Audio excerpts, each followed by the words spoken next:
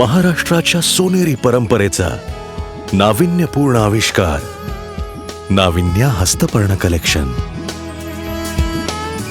Vaman हरिपेठे jewellers, सोनेरी क्षणांचे सोबते।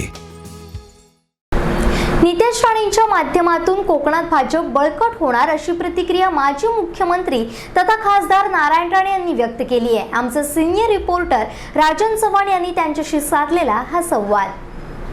संपूर्ण राज्याचं लक्ष लागून राहिलेल्या कणकवली विधानसभा मतदारसंघामध्ये अपेक्षेप्रमाणे बघितलं तर नितेश राणे यांनी विजयाकडे आपली घोडदौड जी चालू ठेवलेली आहे। आपल्यासोबत बोलण्यासाठी आहेत माजी मुख्यमंत्री नारायणराव राणे। राणेसाहेब, काय सांगाल? जवळपास बघितलं तर 12 फेऱ्यांचे निकाल जाहीर झाले, 17,000हून अधिक आघाडी जी आहे ती नितेश राणे यांनी घेतलेली आहे, काय सांगाल? हा विजय आणि हे मताधिक्य आम्हाला अपेक्षित होतं आणि त्यामुळे हे मताधिक्य देणारे आमचे मतदार आणि आमचे सर्व कार्यकर्ते ज्यांनी मेहनत परिश्रम घेतले, वेळ दिला, त्या सर्वांचेच मी आभार मानतो। आणि हा विजय जाहीर झाल्यावर मी सविस्तर या विषयावर बोलतो। राणेसाहेब, तळकोकणातील एकमेव सीट जी होती ती कणकवलीच्या माध्यमातून, भाजपाच्या माध्यमातून नितेश राणे यांनी आपली उमेदवारी दाखल केली होती। असं म्हणायचं का की आता तळकोकणात भाजपाचा एक नवा अध्याय सुरू झालेला आहे? अध्याय आहे, पण आता गती येईल, चांगली गती येईल। भाजप या कोकणामध्ये, तळ कोकणामध्ये आपलं प्रस्थ निर्माण करू शकेल। राणेसाहेब, बघितलं तर विविध प्रकल्प रखडलेले आहेत, ह्या प्रकल्पांना नक्कीच आपण असं म्हणताय की चालना मिळेलच, परंतु बघितलं तर मुख्यमंत्री स्वतः इथं आले होते कणकवलीमध्ये आणि त्यांनी सुद्धा भविष्यात विकासाचे एक संकेत जे होते दिले होते।